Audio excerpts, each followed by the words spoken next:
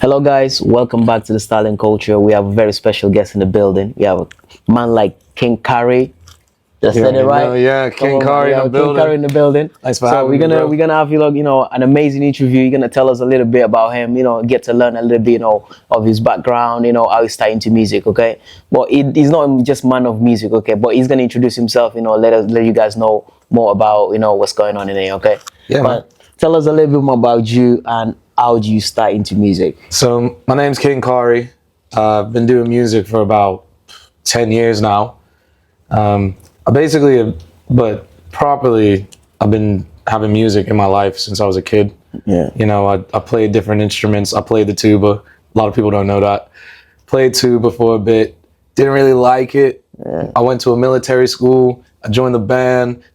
Yeah, holding the tuba while marching, not fun. Yeah. Not fun. Then I got into percussion, which is like drums, cymbals, all that. And I really enjoyed percussion. I stayed doing percussion until I graduated. And then I moved here when I was 18. I went to uni and I met a friend of mine named Jake Spinney. Shout out Jake Spin. He's somewhere in China doing some rich people stuff. I don't know. Shout out. Shout out Jake. He was my original producer. He got me really deep into music. He was showing me like everything in the grime scene, old and new. He was showing me like things in the drill scene over in Chicago and then down in London. So he's always exposing me to a lot of like the darker ends of hip hop, but like a lot of stuff I wasn't really seeing before because I was more focused on like Drake and Lil Wayne, Rich the Kid, the Migos, like that was what I was listening to. But then he was showing me like Scouts Trapping Trems and LD and bro, he put me on to what's your boy's name? K-Trap. He put me on to K-Trap before K-Trap was K-Trap. Yeah. Like back when K-Trap used to wear the belly. Okay. And then everybody started sounding like K-Trap. So at that time, he wasn't even like popping or people didn't know popping, about him. Yeah. But it was like he was popping amongst people who knew he was popping. Yeah. Like down in London, he was popping, but up here in Manly, not many people knew who K-Trap was. Yeah, he put me onto him way back then, and you just come to my crib. He was making beats all the time. I bought this like really shitty microphone from Amazon. It was like 40 quid. This black and gold one. Yeah, started recording from it. Made like a couple songs on it. Had my boys coming in and out the house all the time. And yeah, we just started building a home studio from there. And then it just kind of snowballed into like, all right, now I got like 20 people coming into my house. Yeah. Just every day. Trying to make music. Either making music or just coming to chill. And like we were just making music. I was just locked in my house, just making music.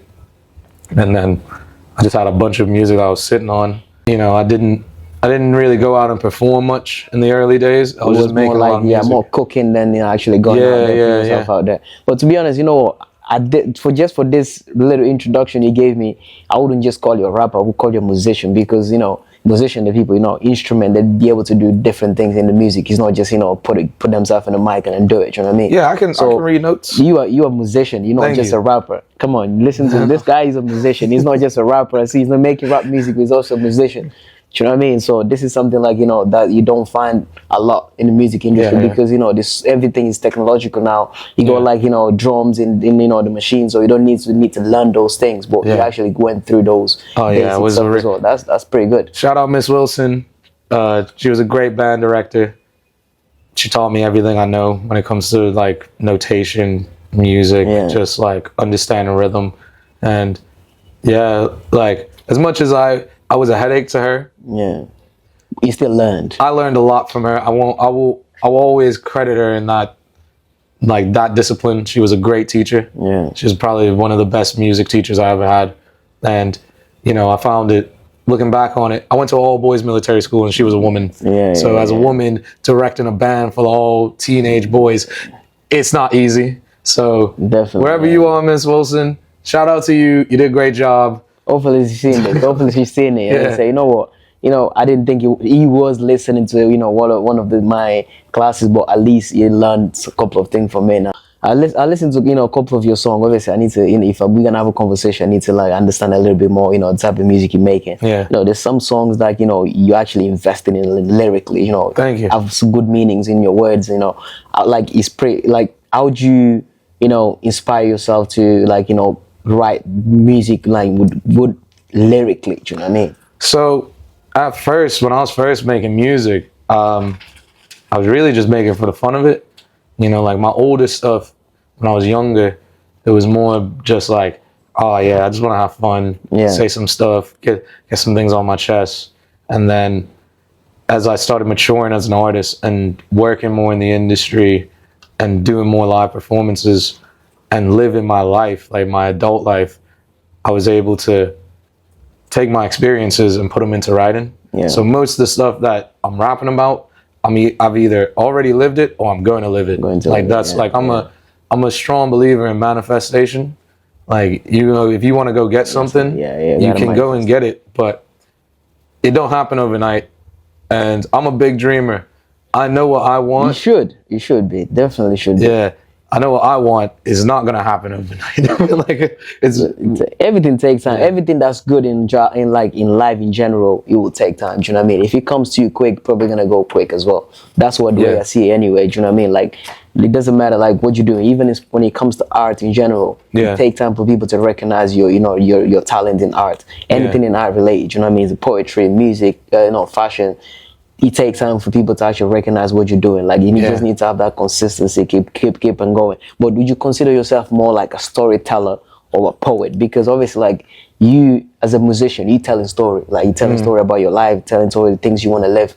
How would you see yourself as in poetry more or as a storyteller? I don't think I'm either one of those. I feel like I'm a motivational speaker sometimes. I feel like I speak for people who don't really speak for themselves. I feel like a lot of rap music comes from the first person perspective in it, and there's feelings that you have towards things and that you do, but like sometimes we can't articulate it ourselves how much we either want it or how driven we are. And I'm lucky enough to have been given the gift to articulate that, not just for me but for other people.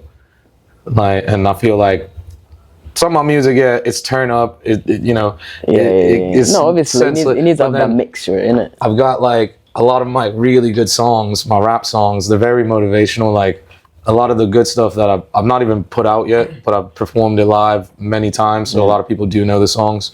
Like I got this one track called Bigger Picture, and basically it's a 5-step process to succeed. Like it's straight up. I'll give you all 5 steps you need to live by to succeed. Like it's not hard, but it does take time and it takes a lot of discipline. It needs to be consistent and have a patience as well. Obviously. But continuously about your lyrics, how do you write them, or you just get the mic and then start spitting? It's a bit of both. Like I was earlier in my career, I used to write all the time, like every day. Be writing the beats, people sending me beats, I'm writing. I used to get like writer's block and just be like, oh, I don't want to write nothing. I gotta just listen to beat. Sometimes it take me 10 minutes to write a song. Sometimes it take me 4 days to write a song, But now it's like, if I'm really feeling the beat, excuse me. So he's a beat first. Always. Yeah, it's always a beat first. Always a beat first. Sometimes I do have some lyrics, but like, it's very rare that I use that on like just because you always want your beat to relate to what's coming up. So I want to always be able to sit my rhymes and like my flows in the beat. I'm not on top of the beat. I'm part of the beat. Like when I spit, when I rap, or when I sing, I'm just another instrument on the whole piece. Like the voice is an instrument. So to create like good mixture in that, you know what I mean? Not being just on top of the beat. You want to make sure everything connect together to make a great music. That's sick. That's sick. But making music is not something like you just wake up in one day and then start doing it. It's a process. Yeah, definitely. It's a process. Definitely. But the person that put you into music, what would you say is that person when you look into what you're doing now? What would you say about you so far? Oh, he's over in China. I emailed him the other day. I sent him a link of my music. He was like, yo, I always knew you was going to make it. I was like, I haven't made it yet. I haven't made it yet, man. He's like, nah, bro, it sounds so cold. Like compared to what we were making back then to now, it's like, And I sent him a couple videos of me performing, and he's like, yeah, the way you get the crowd going. And, you know, we was just in the attic. Like, we was just two guys in the attic, shitty little microphone, him on his computer, making beats, and then just swapping files over, writing. And now it's like, I'm doing shows week in, week out. Which is good. That shows, you know, the work you put in, you know, is paying off as well. Slowly it's gonna get there, you know what I mean? At some point, you know what I mean, you're gonna look at yourself, you look back at yourself and say, you know what, look how I done, you know what I mean? Yeah, definitely. But you know, it's hard to make me like into being in the music industry in general. Like, I have friends that been making music for a while. I never tried myself. I would like to. I've been in the studio when I felt the vibe, like I wanted to start making music, but it's just the studio vibe. If you're never making music before, if you go to the studio, you're definitely gonna feel that vibe. If you go to the studio, you're gonna feel that vibe. Like, you're gonna feel like you're capable to do it. You know, music is contagious. You know, when you're there, you feel like. Bro, you saying that reminds me, like, because I'll go back to when I started and I had all my boys coming in and out of the house. None of my boys was rapping. And then all of a sudden, my brethren's coming over. Yo, Kari, I wrote this cold 16, bro. We got to record it. I recorded. I'm like, yo, how are you better than me now? Like, what's going on here? It's a fever, man. If he catches you, you're gonna want to be into it straight away. Because I've been in the studio, I felt it the day I was in the studio. I felt like, okay, come on, I want to try this as well. Do you know what I mean? Because the process seems so easy. You know, you have the producer in there trying to record. You know, oh yeah, this one, repeat, let's go again. Do you know what I mean? Like, you know, I've seen that process. I said, I think I can do it, but deep down, I know I won't be able. It's the repetition that kills people. You know, I took my chef and my best friend to the studio a couple months ago. Shout out O'Teefs. And he loves music. He loves all types of, well, I wouldn't say all types of music. He loves good music, really good music. Yeah. And I took him to a studio session. It was Nino and Edzor. And they were making this banger. And Nino, I need you to drop that track, by the way. If you're seeing this, Nino, I need you to drop that track. So we're there. It's like, for the money and the fame, for the money and the fame. I'm there in the back. I'm like, yeah, this is lit. Ethan's like, so it's too repetitive, but I love it. I love the song. But studio session is like, I want to go over it again. No, I need to go over it again. So we're there for 30 minutes hearing the same thing. But it's good to be perfectionist because obviously, like, you know, people, you'll be out there for a very long time. Do you know what I mean? If it's necessary, a lifetime. So you want to make sure, you know, you make something like, you know, it's going to be sick. So every time you feel like a little flaw or something like need improving on it, you just step on the mic again, you know. But people don't know the process. A lot of people don't know the process. So when you take them into the environment and they don't know the process, it can kind of throw them off a little bit. You know what I mean? So, well, how hard do you think it is to make it music? I think nowadays it's a lot easier. There's a lot. It's easier to reach your audience. It's easier to reach your people. There are boundaries, and there are like, there's always going to be gatekeepers. You know, but I think for any musician who's trying to make it, you got two choices to make. Like, you know, you can always chase a viral hit. That's fine. That's all right. Or like, I'm on a path where I'm trying to make timeless music. I want my grandkids playing my music. You know what I mean? I want them to be, you know, like, I want to making songs. That's what I was gonna ask you. Your music goal. What's your music goal? What would you wanna the outcome from music? For me as a musician, I just want people to, you know, I wanted to help people. I wanted to heal people. I wanted to get to people who relate to the music, who can, like, you know, you go into a hard time, my music's helping you get through that, you know what I mean? You go into something and you feel like you're winning, I'm helping you feel like that champion, you know what I mean? Like, my music is supposed to make you double down on how you're feeling. And that's my goal with music. It's not to become rich. It's not to become famous. It's just to make the best quality of music that relates to people and help people. That's good. Like, that's a good goal. Would you like to be signed by a major record label, or you just want to be independent? No, I'm gonna be independent, man. I'm gonna be independent. But I'm in a very particular position, and I'll tell you why. It's better for me to say it this way. I wouldn't recommend this to all artists, but I also run events. So because I run events, I put on concerts. I'm not I'm not an ordinary artist where it's like, you know, a label can come to me and be like, oh yeah, but we can just throw down all this cash and, you know, we'll put on the tour and stuff. But you don't want know, restrictions. You don't want restrictions. Not even that. It's just like, I see the money in it. Yeah. So I see the money. I know how it works. I know how it translates. Yeah. And it's like, why am I giving you 90% when I can do that job? I can do this anyway. I got a team. I can do it anyway. Like shows and stuff. Like, you know, the shows is where you captivate the audience, and that's how you build a fan base. Yeah. You know, a lot of people are caught up in the digital virality thing and thinking, yeah, I go viral, I become famous, I have fans now. Yeah. It's not true. People will watch you. But regardless, that virality, it could be like 1 year, like you popping.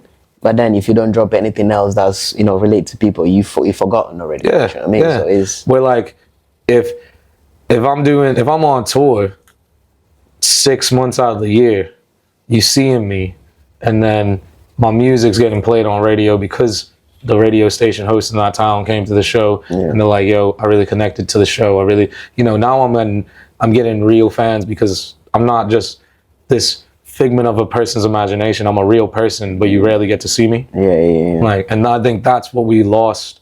That used to be the special thing about music, is like let's take it all the way back. Connection. Take it back to like the 60s, you know, with like the Beatles. Like, the Beatles were huge. Probably the biggest band in the world. Like, and then the internet wasn't there. Like, the internet was not there. It was just Rolling Stone magazine. But why? But when the Beatles come to town, it's a sellout. Because you don't know, they're real people, but we never know when we're going to see them again. Yeah. But like, you're on your phone, and it's like, it's easy to open people's pages, see them all the time. But that feeling of like, I don't know when like, you know, it's like, I can find this person, I can see them, like, oh yeah, the song was all right. It's cool. It didn't really relate to people. Like, you need to make things that are relatable. But sometimes you don't need to make things that are relatable. Like, I made a bunch of songs that aren't relatable to people, and they rock with it. But then I've made a lot of stuff where it's like, you know, this is just me with my heart on my sleeve. Like, you know. I hear it. But what do you think, you know, in the Manchester scene, what do you think it needs in music right now? But you know, you're doing your shows in Manchester, you're around Manchester, you know, a lot of musicians, you know, people making music in Manchester. What do you think it still needs in Manchester, you know, to take it to the next level? I think we just need to be willing to work with each other more, and not be so stush and think that everybody brings big crowds and they're worth the money that they're asking for. Like, you know, opportunity is a big thing. Like, I put you on, you'll get a lot more opportunity than what money can afford. And I feel like everybody puts up this barrier, like cash first. And that's cool and that. But the reason our scene isn't like the American scenes is because everybody wants something in return instead of just genuinely fucking with each other. Nobody, like, I rate a lot of these artists. There's a lot of talent in Manchester. It's flooding with talent. I'm surprised we're not as famous as the London artists. I'm very surprised this isn't like the new Hollywood, to be honest. It's too much talent to not be making money. But they have too much ego sometimes. They don't want to don't want to collab with the smaller artists. They feel like, you know, I'm good enough. I don't want to, you know, collaborate with the people around. Sometimes that collaboration can actually, you know, make like a great song when, you know, you be even more viral in your town. I want to put somebody on that gets bigger than me, because we slingshot each other. Like, I used to live an hour north of Atlanta, right? My uncle, he lives in Atlanta. He tells me how it is down there, and the music scene down there is like, I put you on, they rock with you, we keep rocking together, innit? Just don't do weird stuff, and we'll be straight. Like, there's a lot of talent from Atlanta, to be honest. That's the hip hop capital of the world. You know what I mean? It is. You know, so my favorite American artists, most of them from Atlanta. Yeah, and the thing is, there's artists over there that none of y'all have heard about that are making more money than your favorite rapper, and that's because in a state, bro, you could eat off of just living in your own state over there. Yeah, like, we're here. Like, there's 55 million people in the UK. Well, probably 58. I don't know. It's a good bit of people in the UK. There's a small demographic of that 55 that's like the huge music consumers. And there's a big gate. There's a lot of gatekeepers. There's a lot of people who don't want to let certain people in because they don't want to jeopardize their positions, or put on somebody who they think could either embarrass them, not make good music, but they've not got the digital presence to back their music, or they just don't like them, so they don't put them on. And that's crazy. That's it's different over there. Yeah. I'll put you on if I don't like you. Like they do that over there. A real business person wouldn't even think about about my career all the time. Sometimes you think about, okay, I might not be seen, my face might not be out there, but I know I'm putting this person on, I'm gonna still make money from it. You know? Sometimes people don't think about it. But you're a business person apart from just being an artist. You're you said, you're organizing an event, and you have this thing they call Spotlight. Tell us a little bit more Spotlight. Spotlight 0161. We are a music events company. We do live music events of all different sorts. I do open mics, I do concerts, I do live sessions. And we just do it for the up and coming talent from around the city. But, I want the world to see what we're doing. I've been working on a new project called In the Light. It's coming really soon. It's similar to Tiny Desk Concert, similar to Colors, but put my own spin on it, more natural, still with that Spotlight feel, still with that that grassroots homegrown feel. And that's what I want to do, and that's what I'm gonna keep focusing on, because I feel like the music and the opportunity to give these artists the chance to be seen by a new audience, it's worth it, man. It's worth more than money to me to see them succeed. You want to make sure you put someone on. Apart from just managing your own personal career, how challenging it is to actually manage different artists as well. So right now I'm managing 3 people. Magnum Poppin', my DJ, one of the hottest DJs in the world. I got Kids Caprice. He's like the UK Travis Scott. That's what they keep saying to me. And then I got Lay Marie, who's my top secret weapon, and she's gonna absolutely blow away the scene. And you guys should get your checkbooks out. Apart from him being not just a rapper, he's also a musician. He's making a great music. People he's working with are making a good sick music as well. Man, we're just trying, man. It's just one day at a time. But it's like, I got blessed in this position because I was doing Spotlight. So with Spotlight, it started out as an open mic. I made this mixtape. I call it King of Hearts. All my boys were like, "Yo, the tracks are really good. You need to go out there and you need to promote it. You need to promote it." And I just didn't want to do it digitally. I was getting tired of I put something up on Instagram or I try to post something on TikTok. I'm not getting any results. And I just wanted to see if people were really feeling it. Because I made the tape off of the back end of 2 really difficult heartbreaks I was going through that year. And I was just locked into the studio for a month and a half, bro. I didn't move from my desk. You can ask my roommate, 9K, shout out 9K. He just used to come into the living room, he'd see me, I'm there on the laptop. I'm making music today, man. I'll make another song. Ended up with I think I put 12 tracks on that mixtape, basically an album. And then it came to around February time of 2023. City at the time, there was no open mic for, R&B or rap or, there was no open mic for that. It was all acoustic. So I'm showing up to these crowds that are predominantly white, and I'm thinking, yo, fuck it, I'm gonna show them what I'm doing in it. And at first, it's scary because everybody just sat down watching. Surprisingly, we don't recognize it, but a lot of musicians that go to they do shows, they do concerts, they will tell you most of the people on the crowd are white. It doesn't you could be a black music. Black people, we don't go to concert a lot. It wasn't the race thing. It was just not a race thing, but it's like we black people, we need to stop going to the shows and then watch each other. Do you know what I mean? It's cold outside. But we don't do it. We don't do it. You see the crowd most predominantly white, but they do support black music a lot. These I want to give this shout out as well. And then we black people need to start going to, supporting our, our people too. Do you know what I mean? The music. Get your tickets. Yeah, get your tickets. Go. And then you have a show coming soon, so obviously he's gonna announce it himself. So yeah. And then he'll tell you guys what's going on about it. And I'm not gonna ask a question about it. I don't know. Is the video even gonna be out? How far is getting the video out? Like, I don't know. To be honest, he's gonna take. I'll still tell him. Look, I got a show. I'm always do this. Like every year on my birthday, I'm gonna throw a show. Every year I'm gonna try to scale the show up. So this year I'm at MCR Lounge for my birthday. Shout out to Josh. He gave me a great deal on it. We're gonna get the building packed full of people. There's gonna be a lot of creatives there. Yeah. It's gonna be a lot of people who just love music. And so, if you're free, come on down. And if you weren't able to make it, well, I'm doing more shows, so you should follow me on Instagram, innit? You said you've been doing music for 10 years now. What would you, message would you give to your younger self, or what you know now? If you knew it from the start, what would you do? What would you change? I don't think I'd change. It's hard to say because I don't think I'd be as good of an artist or as great of an artist or an entertainer or event manager without the experience that I went through.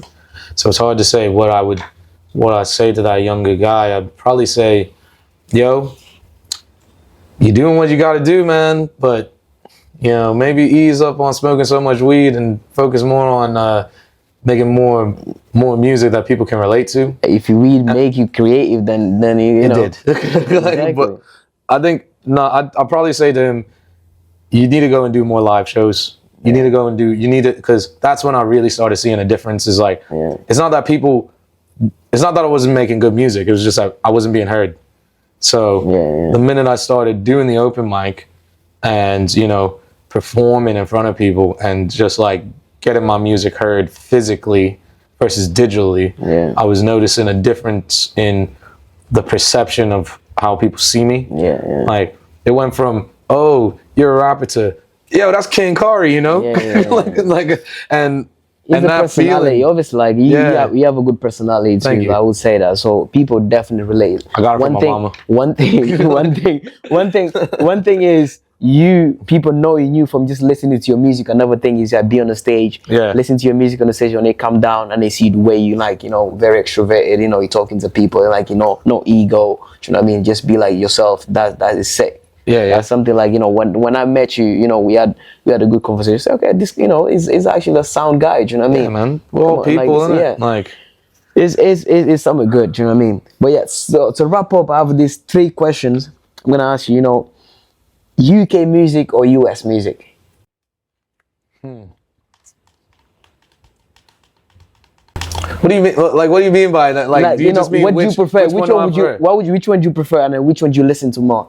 Oh, US music, yeah. US music. Well, I listen to myself a lot. Yeah. Does that? What do I count as? You're American. You're American. It's different. I mean, I'm not. No, I got a British passport. I'm British, bro. Like I'm. But you're UK. also American. I lived in America for a bit. I'm Americanized. Yeah. But I am British. I'm British, innit? Yeah. Like Bermuda's a British. You're British, bro. Yeah, I'm British. Yeah. So.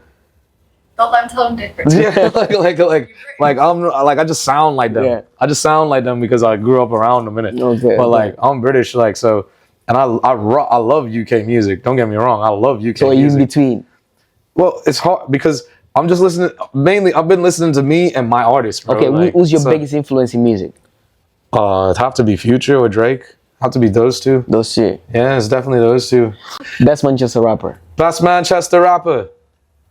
The best rapper in Manny. Yes. It's got to be Bugsy Malone. Bugsy Malone. Okay, Bugsy. Okay, that's what you call it. Studio or concert? Concert, bro. What? Studio is where all the process starts. Bro, but to be honest, after the conversation we have, hold on. I gotta show you. After this conversation we have, I can tell you. I gotta show the camera this. I gotta show the camera this. This.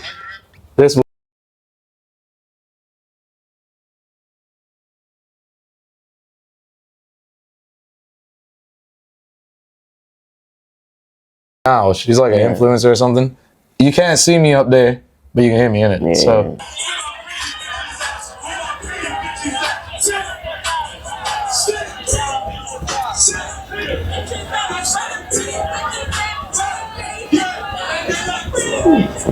Shout out to her, man. Shout out. You know to what I mean? Like that's what I do it for, innit? Like, you know. Like you do it for people like, you know, that's enjoy your music 100%. That's what we do it for. A concert all the time, bro. Concert. So, what I would say, leave a message for people and tell us, you know, the projects, things you know you putting out there. If you know planning any album drop or mixtape or anything like that, you know, so then they know more about, you know, what's coming up. I had a lot of things planned this year. It's the year for Spotlight to take it to the next level. I've also got a takeaway opening up. It's called Hotbox. That's why I'm wearing the merch right now. Hotbox coming soon. So if you like chicken, if you like soul food, if you like salmon, if you like macaroni and cheese, yeah, I got that for you. So get your cards out and get tapping. Other than that, I've also got a couple more events with Spotlight coming up. We got the 6th producer night that we're planning, where I put the producers on as the highlight of the show. I do that with Cozy Brand. Shout out my boy Cozy. I've also got a couple things in the back end of the year that I'm planning to do. I want to do more Rage events. So, you know, I got a Rage project coming out later on in this year. You know, I call it Life of a Rager. That's something that you should probably be looking forward to. It's not for everybody, but they still fuck with it. So they might like it. It's very different from what I got out. And you should go and stream Girls Love Kari. And if anybody's asking me about my rap music stuff, I'm going to tell you the name of that project. Because the name of the project is Fortune Manifesto. Basically, it's my masterpiece project. I don't know when it's going to drop. I can't tell you when it's going to drop. Yeah. But if you're at the concert on the 23rd... Something's coming, yeah. If you're at the concert on the 23rd, you'll probably hear most of the songs that are going to be on that project. But I don't know when you'll hear them again. Because it's definitely something that I need to take my time with. Come on. But yeah, thank you for this. Thank you for coming, man. I appreciate it, man. You know, anytime, bro. Show me anytime. Guys, thank you for the opportunity. Subscribe to the channel. Done with this episode, and then we have an amazing conversation with this, you know, great artist. You know, all I have to say is thank you for him being here. Okay, subscribe.